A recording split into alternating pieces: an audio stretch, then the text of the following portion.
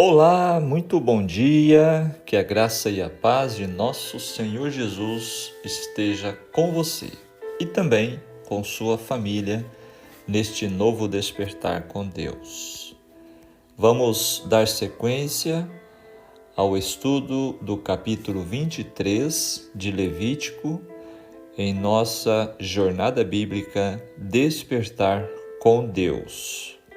Este capítulo que nos traz o tema das festas solenes do Senhor e seus significados, Seus significados proféticos.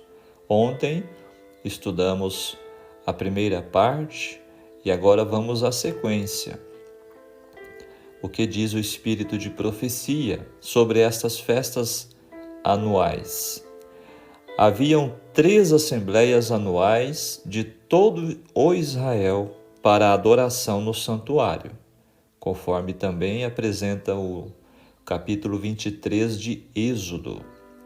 Siló foi por algum tempo o lugar para essas reuniões, quando o povo já havia alcançado a terra prometida, Já havia se estabelecido. Mas Jerusalém se tornou mais tarde o centro do culto da nação. E ali se congregavam as tribos para as festas solenes. As primeiras destas solenidades, a Páscoa e a festa dos pães asmos, ocorriam em Abib, o primeiro mês do ano judaico, que corresponde ao fim de março e princípio de abril no nosso calendário. Era passado o frio do inverno, terminara a chuva serôdia e toda a natureza se regozijava no frescor e beleza da primavera. A relva era verde nas colinas e vales, e flores silvestres por toda parte adornavam os campos. A lua, já quase cheia, tornava deleitosas as noites. A Páscoa era seguida pelos 7 dias da festa dos pães asmos. O primeiro e 7º dia eram dias de santa convocação, nos quais nenhum trabalho servil devia ser feito. No segundo dia da festa, as primícias da ceifa do ano eram apresentadas perante Deus. A cevada era o primeiro cereal a produzir-se na Palestina, e no início da festa estava começando a amadurecer. Um molho deste cereal era movido pelo sacerdote diante do altar de Deus, em reconhecimento de que todas as coisas eram dele. Antes que esta cerimônia se realizasse, não se devia fazer a colheita. 50 dias depois, a partir da festa das primícias, vinha o Pentecostes, também chamado a festa da ceifa e festa das semanas. Como expressão de gratidão pelo cereal preparado como alimento, 2 pães assados com fermento eram apresentados diante de Deus. O Pentecostes ocupava apenas um dia, que era dedicado ao culto religioso. No 7º mês, vinha a festa dos tabernáculos ou da colheita. Esta festa reconhecia a generosidade de Deus nos produtos do pomar, do olival e da vinha. Era a reunião festiva encerradora do ano. A terra havia outorgado o seu produto, as colheitas estavam guardadas nos celeiros, os frutos, o azeite e o vinho estavam armazenados, as primícias reservadas, e agora o povo vinha com seus tributos de ações de graças a Deus, que os havia assim abençoado ricamente. A festa devia ser eminentemente uma ocasião para regozijo. Ocorria precisamente depois do grande dia da expiação, quando haviam obtido a certeza de que sua iniquidade não mais seria lembrada. em paz com Deus, vinham agora diante dele, para reconhecer sua bondade e louvá-lo pela sua misericórdia. Estando terminados os labores da ceifa e ainda não iniciadas as labutas do novo ano, o povo estava livre de cuidados e podia entregar-se a influências sagradas e jubilosas do momento. Embora unicamente aos pais e aos filhos fosse ordenado comparecer às festas, todavia, tanto quanto possível, a casa toda devia a elas assistir, e a hospitalidade daqueles eram bem-vindos os servos, os levitas, o estrangeiro e os pobres. Como a Páscoa, a festa dos tabernáculos era comemorativa, em memória de sua vida peregrina no deserto. O povo devia agora deixar suas casas e habitar em cabanas ou em caramanchés formados dos ramos verdes, das formosas árvores, ramos de palmas, ramos de árvores espessas e salgueiros de ribeiros, conforme descreve os versos 40, 42 e 43. O primeiro dia era uma santa convocação, e aos 7 dias da festa acrescentava-se um 8º, que era observado de modo semelhante. Nestas assembleias anuais, o coração de velhos e jovens se animava no serviço de Deus, ao mesmo tempo em que a associação da gente das várias regiões do país fortalecia os laços que os ligavam a Deus e uns aos outros. Estes textos estão no capítulo 52 do livro Patriarcas e Profetas, descrevendo exatamente estas festas solenes. E no capítulo 6 de João, se você quiser dar uma olhadinha, ali descreve exatamente a festa dos tabernáculos, ao qual Jesus se dirigiu quando aqui esteve em seu ministério. Amados, agora vamos para a parte do significado dessas festas para os dias atuais a partir do tempo de Cristo. Uma vez, conforme já falamos diversas vezes, que todas estas festas, todas as cerimônias ligadas ao santuário, elas tinham um simbolismo relacionado com Jesus. Portanto, cada uma dessas festas está relacionada com Jesus e o plano da salvação.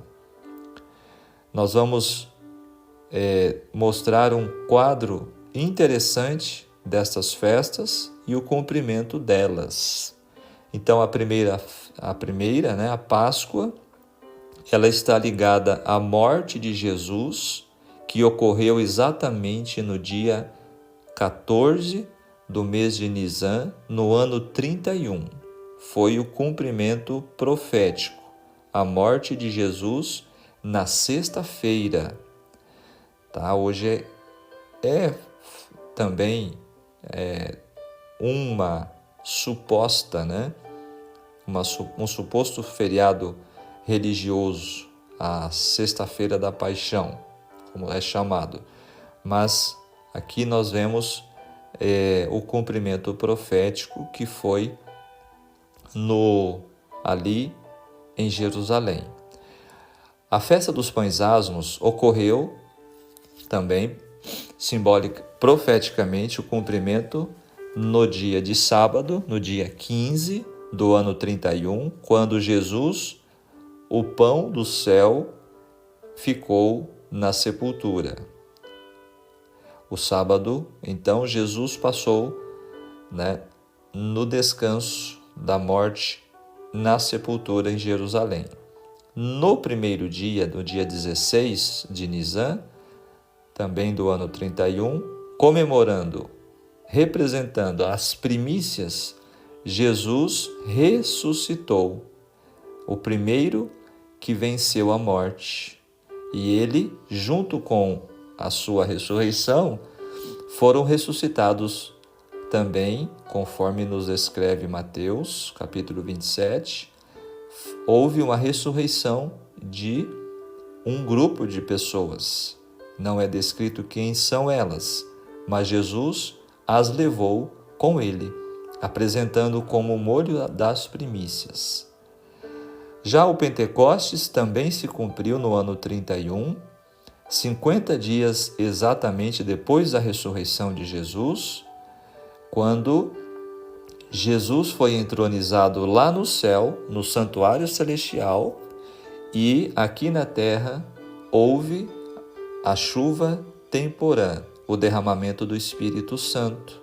Olha aqui que cumprimento exato das festas solenes, como elas tipificavam e como elas se cumpriram. O toque de trombetas, que acontecia 10 anos antes do dia da expiação, também já se cumpriu nos anos de 1833 a 1843, quando houve um movimento profético especial com a pregação sobre a volta de Jesus por Guilherme Miller. E o dia da expiação, que ocorria no 10º dia do 7º mês, também já se cumpriu no dia 22 de outubro de 1844, que exatamente foi o dia em que Jesus, então, lá no santuário do céu, começou a sua obra de julgamento, o início do juízo pré-advento, o apagamento dos pecados. Ok? Esse foi o cumprimento do dia da expiação. E a festa dos tabernáculos? É a única que falta para se cumprir. Ela se cumprirá na volta de Jesus. Na volta de Jesus, quando nós estaremos sendo levados para a grande ceia das bodas do Cordeiro. Olha que maravilha entender como estas festas, que representavam eventos importantes da vida de Cristo, como elas realmente se encaixam perfeitamente. É maravilhoso. Então vamos destacar uma por uma. A Páscoa, no ano 31, a morte de Jesus.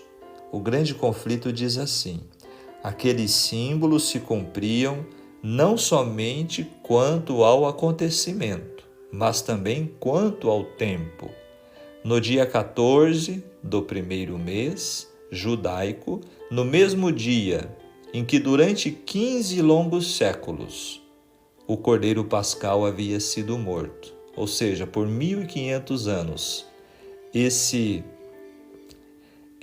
sistema de sacrifícios, que simbolizavam Jesus, foi realizado. Agora Jesus foi tomado para ser crucificado e morto. E como o antitipo dos molhos que eram agitados, nosso Senhor ressurgiu dentre os mortos ao terceiro dia, como as primícias dos que dormem, exemplo de todos os ressuscitados justos. Olha que bênção! Agora o cumprimento dos pães asmos no 15º dia do calendário judaico de Nisan, ano 31.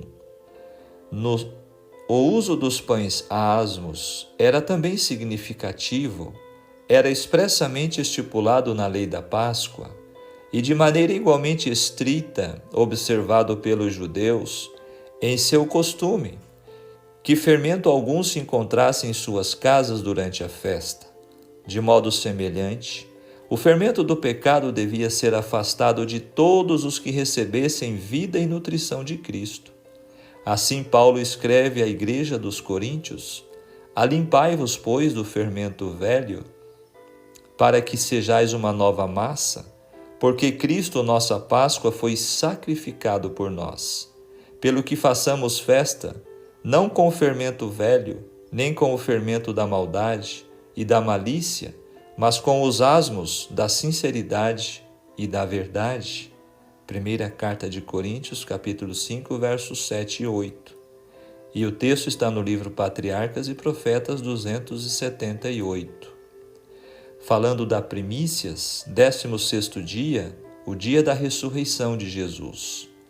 Neste dia, Jesus, amados, foi se apresentar a Deus, ao Pai, no céu, juntamente com uma classe de ressuscitados, exatamente como as primícias, os primeiros frutos do ministério de salvação de Jesus. Olha que lindo! O Desejado de Todas as Nações, página 585, nos diz: quando Cristo ressurgiu, trouxe do sepulcro uma multidão de cativos. O terremoto, por ocasião de sua morte, abrira-lhes o sepulcro, e ao ressuscitar ele, ressurgiram juntamente. Eram os que haviam colaborado com Deus e que, à custa da própria vida, tinham dado testemunho da verdade. Agora deviam ser testemunhas daquele que os ressuscitara dos mortos. Que privilégio, hein? Olha só que privilégio dessas pessoas. Hoje elas estão com Cristo no céu. Agora, falando do Pentecostes, a quarta festa solene era no 50º dia depois das primícias.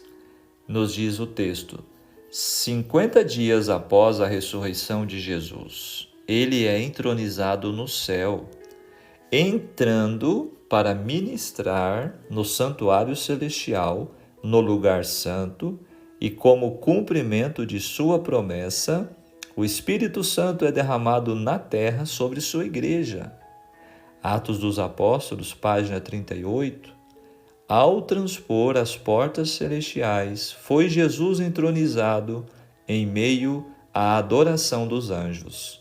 Tão logo foi a cerimônia concluída, o Espírito Santo desceu em ricas torrentes sobre os discípulos, e Cristo foi de fato glorificado com aquela glória que tinha com o Pai desde toda a eternidade. O derramamento pentecostal foi uma comunicação do céu de que a confirmação do Redentor havia sido feita. Olha quantos detalhes maravilhosos. Por isso que nós tivemos que dividir o estudo em duas partes. Não dava para perder cada detalhe. A quinta festa, a festa das trombetas, conforme descrevemos, a pregação de Guilherme Miller sobre a volta de Jesus em 1844, aconteceu por 10 anos. Veja este texto, A Cruz e Sua Sombra, página 221. No símbolo, as trombetas eram tocadas por todo Israel, advertindo-os da aproximação do solene dia da expiação. No antitipo, devemos identificar alguma mensagem mundial que foi proclamada em tons de trombetas, anunciando a proximidade do tempo em que o grande dia, antitipo da expiação, o juízo investigativo, seria estabelecido nos céus.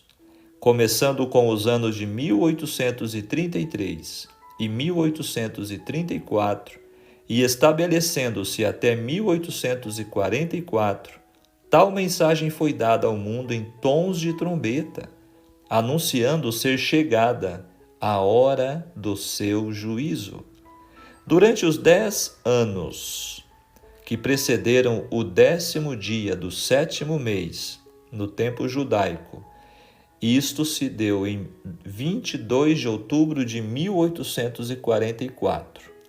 Cada nação civilizada da face da terra ouviu, em tons de trombeta, o anúncio da mensagem de Apocalipse 14, 6 e 7. É chegada a hora do seu juízo. Esta mensagem era apropriada a esse período da história mundial. Paulo, em seus dias, pregou a respeito de um juízo vindouro. Atos 24, verso 25. Mas a ênfase da mensagem dada durante esses anos foi: é chegada a hora do seu juízo. Percebem a importância profunda de entender estes significados proféticos?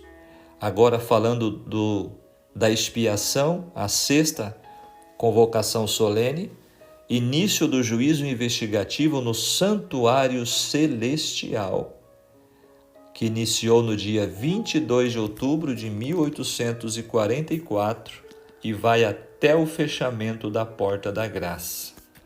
Portanto, amigo ouvinte da Palavra de Deus, saiba você que nós estamos exatamente neste período hoje, tá?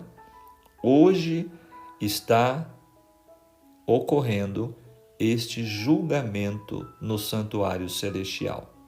Olha o que diz o Grande Conflito, página 352. No cerimonial típico, sombra do sacrifício e sacerdócio de Cristo, a purificação do santuário era o último serviço realizado pelo sumo sacerdote no conjunto anual das cerimônias ministradas. Era a obra encerradora da expiação, uma remoção ou afastamento do pecado de Israel.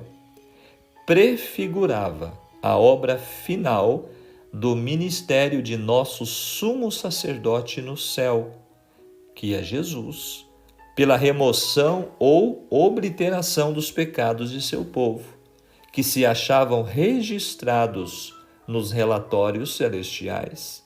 Este trabalho envolve uma investigação e um julgamento, e isto precede imediatamente a vinda de Cristo nas nuvens do céu, com poder e grande glória.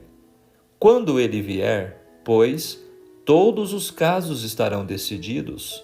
Diz Jesus: o meu galardão está comigo para dar a cada um segundo a sua obra.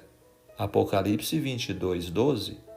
É esta obra de julgamento que precede imediatamente a segunda vinda, que é anunciada na mensagem do primeiro anjo de Apocalipse 14, verso 7, que diz: temei a Deus e dai-lhe glória, porque vinda é a hora do seu juízo. Agora a página 426 também diz: a vinda de Cristo ao lugar santíssimo, como nosso sumo sacerdote, para a purificação do santuário. Aqui se faz referência no livro de Daniel, capítulo 8, verso 14. Até 2.300 tardes e manhãs e o santuário será purificado, diz Daniel. A vinda do Filho do Homem ao ancião de dias, conforme também se acha apresentado em Daniel 7, verso 13, e a vinda do Senhor a seu templo, predita por Malaquias, são descrições do mesmo acontecimento. Olha este apelo. O povo de Deus deve agora, hoje, fixar seus olhos no santuário celestial, onde está se processando o ministério final de nosso grande sumo sacerdote, no trabalho de julgamento, onde ele intercede por seu povo. Como falei ontem, eram duas festas solenes, onde o povo era convidado a uma profunda reflexão e também arrependimento e confissão. Era a festa das trombetas e a festa, o dia da expiação. Eram duas ocasiões solenes. As outras eram festivas. falando da última, dos tabernáculos, representando então a volta de Jesus. Assim como duravam estas festas 7 dias,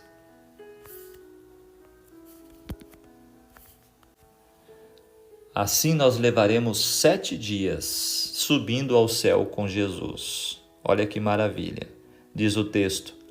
Todos nós entramos na nuvem e estivemos 7 dias ascendendo para o mar de vidro, onde Jesus trouxe as coroas e com sua própria destra as colocou sobre nossa cabeça. Deu-nos harpas de ouro e palmas de vitória. Livro Primeiros Escritos, página 16. Outro texto diz assim: E todos estavam vestidos com um glorioso manto branco, dos ombros aos pés. Olha que lindo! Havia anjos de todos os lados em redor de nós, quando caminhávamos sobre o mar de vidro em direção à porta da cidade.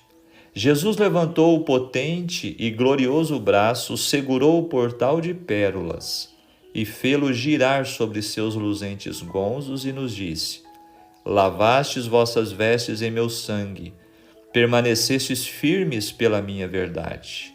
Entrai. Todos entramos e sentíamos ter perfeito direito à cidade. Primeiros Escritos, página 17.